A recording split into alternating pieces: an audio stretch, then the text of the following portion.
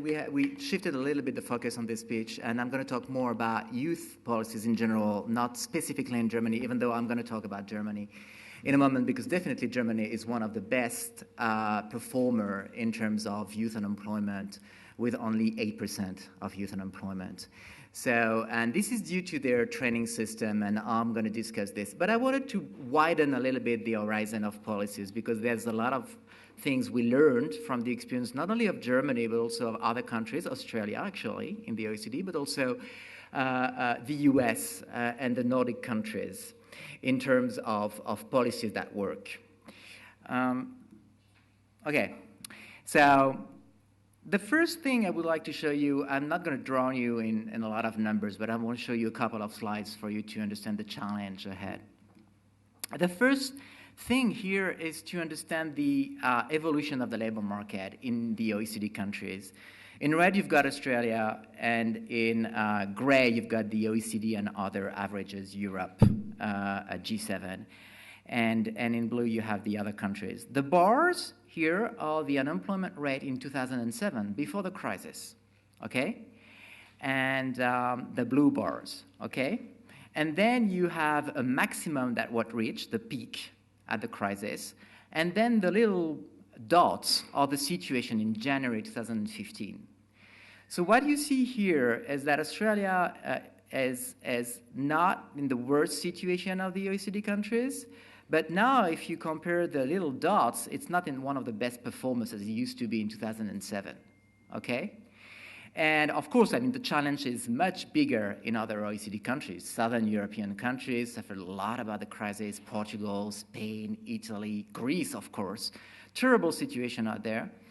But you have better performers than Australia right now, and notably some of the Nordic countries, Norway, but also Germany, and also a number of, I would say Sweden, no, maybe not Sweden, Sweden has a high unemployment, but definitely other countries in the OECD have better performance, Netherlands, notably European countries than Australia.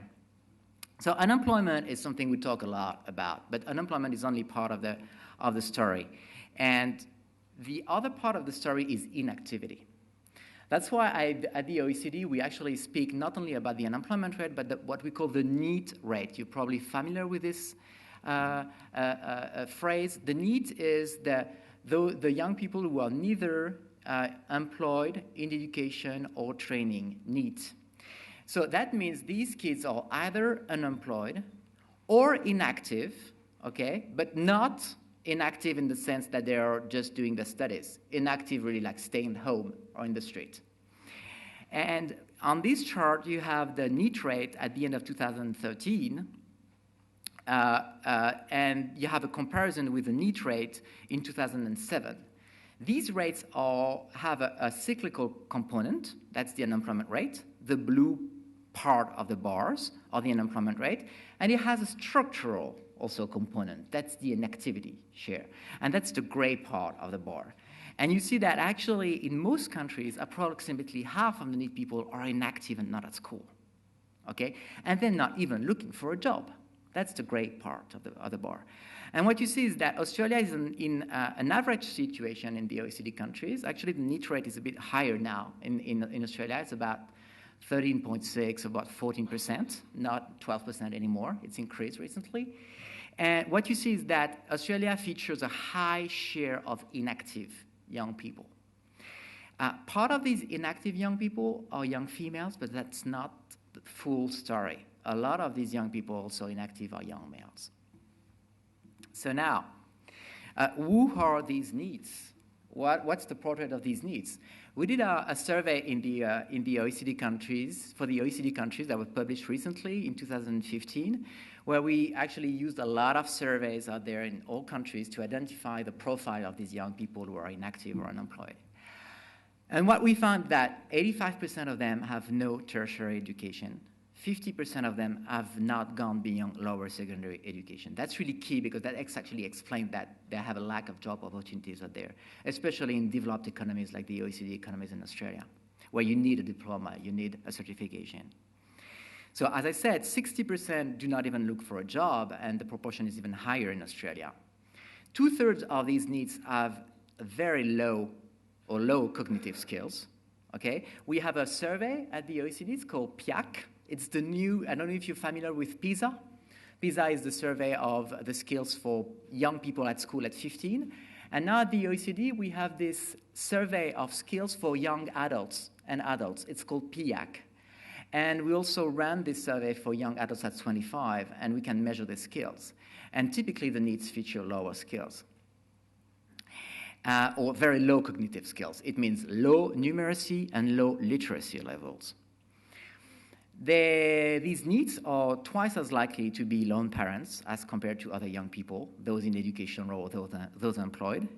They're 3 times as likely to be poor, of course, for obvious reasons. They're not working. They're 3 times as likely to have health problems, interestingly. I mean, they usually have also health problems, and very often, it's the case in Australia, but also in other countries, in European countries, they have mental health problems, depression or other problems linked to substance abuse, which is another challenge for providers and of services. And they're twice as likely to have had parents with low education themselves. It means there's also a lot of social reproduction happening there. In all countries, it's very hard to overcome this persistence of disadvantage across generations. And that's what we observe also. So, yeah, that's interesting. That's the skills I mentioned before. You see here, in all countries, we considered the NEETs, those who are not employed or education, and we measured their skills. And that's the numeracy skills, the math skills. And when you look at that, below level 1 is so the little red part is to indicate Australia. But the light gray area and the area which is like crossed like this, that's the very low levels of numeracy skills. And you see that in Australia, you probably have 1/3 of the NEETs who have very low numeracy skills. Like level 1 is really like basic calculation, and you're not even able to do it properly. And level 2 is like, okay, really below average. Okay? So that's the poverty rates. Yeah, that's the health status. Interesting, because that's a big challenge for providers of social services and employment services. You have the share of individuals who have poor health as a percentage of the group. And the dark blue bar is the share among NEETs, and the light blue bar is the share among all youth. And you see that, especially in Australia, you have a higher percentage of NEETs, like it's probably threefold the number of young people, the proportion of young people with health problems compared to the population average. And that's a challenge which is shared with other countries. Now, to complete this portrait of NEETs, we also ran a number of surveys that measure what they think, their values, their views on life. And very interestingly, we compare the view of the NEETs with the views of other young people, those who are employed or in education. And that's something that you might actually know because you work, for some of you, with these young people. But we see that in the surveys, and the difference is striking. Notably, the NEETs are 30% less likely to trust other people. They're distrustful. And you know that trust is extremely important for a democracy and also for functioning well in a community. And these young people don't trust the others, and usually they don't trust the capacity of the system to provide them with the help that they need. They're twice as likely to show no interest at all in politics, and that's also a big problem in democracy, for a democracy. And also, there's another question in these value surveys that ask if you would like to have a very strong leader, taking charge of the country. And the NEETs are more likely to be in favor of strong leaders. And we can be afraid of that as well, because we know that's very, very strong leaders are also associated with dictatures and not very much democratic systems. These young people are also less likely to value work And they're 1.5 times more likely to think that neediness is due to injustice instead of capacity. So they think that the system is really unfair. Okay, so this is the overall picture, which is not very rosy about the needs. And it also calls for a number of policies to help them out. So what are the strategies that work? Well, basically you have three different groups out there. You have those who are still at school, but at risk of dropping out. You have those who already dropped out of school, okay? And among those who are already dropped out of schools, you have those who can do some work and those who cannot do any work, okay? So that's three different groups. So you have strategies out there for these three groups. For the first group, those who are already at school but can be identified as having a high risk of dropping out of school, you have the right strategies is to provide them with additional services to avoid them dropping out of school. These kids usually live in dysfunctional families. They might have health problems, or their parent might have health problems. They don't have the support they should have at home, okay? And they might have learning difficulties, but in many cases, they don't have learning difficulties. They have other social difficulties. And so the solutions for them might be special learning programs for those who really have difficulties learning. But in many other cases, the solution is after school or out of school. With after school support, it might be mentoring, it might be one-on-one relationship with tutors, it might be help with homework. It's also health prevention. You have a system here in Australia that's called Headspace, which is a pretty good practice because it's a system out of school where young people can go in confidence. And health prevention is really important because young people who have mental health problems usually don't tell their parents, and they don't tell anybody at school because they're afraid of the stigma. And it can be also early career guidance, which is very important for those who are at risk of dropping out, might not actually need to think about their future very early on. And career guidance is very important, and for that to be efficient, you need to link with employment service providers. And that's something very challenging in all countries. Another strategy is for those who are already dropped out of school, don't want to go back, but could do some work, or could re-engage in something. In many countries, the solution, notably in the Nordic countries, initially in the 90s, was to implement what they call the youth guarantee. So the youth guarantee is something pretty close to what was called the compact for young people in Australia. The idea was to make sure that after, say, 3 months, 1 month, 3 months, or 6 months, depending on the country, of looking for a job and not finding any job, young people are going to be offered a solution. Can be an intensive training position, can be an apprenticeship, it can be going back to a special school for those who don't have high school diploma, or it can be a job, or even a supported job. And the thing is, it's a job guarantee, it's a contract between the public employment service as a whole, the providers and the Centrelink, and the young people, that in exchange of income support, you have to accept one of these offers, opportunities, okay, that have been defined with you according to your plan, what you want to do. But at one stage, you need to engage into something in order to receive some support.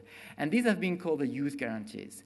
And now they're developing a lot in the European Union because the European Commission provided funding for countries to implement the youth guarantees, with a model in mind, being the model in the Nordic countries, Denmark, for instance, or Norway, or even Sweden. And it's becoming more and more popular, but it's very challenging. And it's very challenging because when you have a high unemployment rate, as it is the case in a number of European countries, and significant unemployment rate in Australia as well, it can be extremely challenging to put all these young people into position and to find enough position for them. So rolling out a youth guarantee in situation of high unemployment can be very challenging. Now, what works well when you want to implement this youth guarantee? The secret is to have very strong relationship between the public employment service, the Centrelink, and the local providers, community providers. Not only the employment service providers, but also the social service providers, and also the schools and the training centers. So the partnership, the local partnership, and also with employers locally. So the partnership is really key. In countries where these young youth guarantees function well, it's countries where the local partnerships function well. Now, for the most disadvantaged young people, those who really didn't go even to, didn't go all the way up to upper secondary, those who dropped out in lower secondary, for instance, what works best is the intensive training solutions. So we have examples of these intensive training solutions, which aim at giving them an equivalence of upper secondary diploma or an equivalence of a trade certification, okay? And that might be very challenging because some of these kids lack foundation skills, numeracy literacy. Some of these kids lack motivation to do anything. And I'm not even talking about the vocational skills that come after. So usually these intensive training programs for these young people, disadvantaged, are comprehensive. They have a holistic approach. They last 9 to 12 months, sometimes more, because it takes 9 to 12 months to remotivate them, catch up on the basic skills, and give them the professional skills that they need. And we have examples out there of schools that work pretty well. In the US, the most famous program is called the Job Corps. It's been there for 50 years. It's actually managed by private providers, but it's publicly funded. You have a lot of centers out there. It's residential. Kids actually move to the center. They live there. And what is really a key feature of these centers is that, okay, they do the foundation skills. They do the training professional skills. But what they do is the life skills as well. And when you ask them what's the most important in your opinion in what you're doing, is they tell you it's the life skills. It's because we actually spend a lot of time talking with them about their plan, motivating them, and making them resilient enough to succeed in their plan. And they work on the life skills 24 hours. They work on life skills in the morning. They work on the life skills in the afternoon. They have group session about motivation, what goes well, what goes wrong. They have one-on-one relationship with teachers and professors like mentoring, and that lasts for several months. This is the case in Job Corps, and I was in Sweden recently, in Stockholm, and I visited another school called the Folk High School, which is an alternative high school for those who dropped out of school. And they do exactly the same thing, and I was surprised. And when I asked them the same question, what's important in what you're doing? Is it the learning techniques that you use? Are you using different approach? They said, no, it's because we have enough staff to create this relationship and monitor what they're doing and build a motivation. And that's probably the most important thing for these kids. And that's very hard to achieve. It takes a lot of staff, and it's expensive. So it needs to be targeted at those who really need it. In a way, when kids are at school in a full program, if they're lucky enough not to drop out, they can get this kind of support with the teachers, in a way. In Germany, for instance, going back to Germany, they have this apprenticeship system very early on, where they have these special schools for training, vocational training, and kids spend half of their time with the employer. And in the special schools, they also have these relationships that are to establish to make sure that the training goes well. But they also have what they call the pre-apprenticeship for those who are not ready to go and meet with an employer, because basically they won't get a job if you send them tomorrow. They have this one-year pre-apprenticeship, which is a full program to make them ready to go to apprenticeship and meet with an employer. They do that very early on, like at 14 or 15, okay? Which you might think this is debatable. Maybe you want a maximum of kids going all the way up to upper secondary and in the general stream of schools. But it's true that in Germany, kids are streamed very early in different pathways. But Germany achieves to give the skills to all of these kids, a maximum of these kids. And that's the good side of the story. So this is it for me.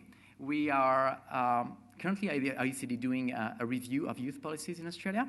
That should be published by the end of the year. It's called Investing in Youth.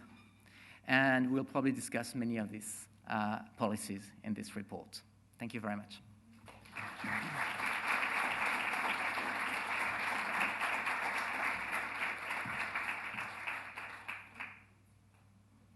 Well, thank you very much, Stephane. Before Stephane goes, are there any questions, any burning questions anybody has for him?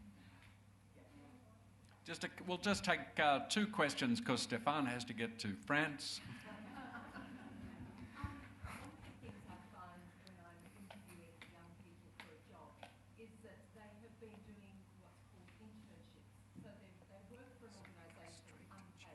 Mm-hmm. And that goes on for 8 months. At the end of the internship, they're told that they no longer have a job there, and then they have to go and find another internship. And that seems like it's almost a way for organisations to get free labour without committing to that person and their training and development. Yeah. Is that something that you're seeing around the world, and what can you do about that? I just think it's a really, it's free labour and Yeah. I think it really depends on the kind of jobs they're working with, and if it's unfortunately jobs in the public sector or non-for-profit sector is insufficiently recognized by the profit sector employers and firms, and unless these kids get training or specific training on the side of these jobs, it's often not giving them the chances to find a job in the private sector. Now you have the other problem is that a number of private employers are using a lot of young people unpaid. That is probably an abuse of the system. And in a number of countries, when you hire interns, you must pay them a minimum. It cannot be free labor. You have to pay them with a minimum. It might be lower. That the minimum might be lower than the minimum wage, but it has to be something because any work has to be rewarded with something.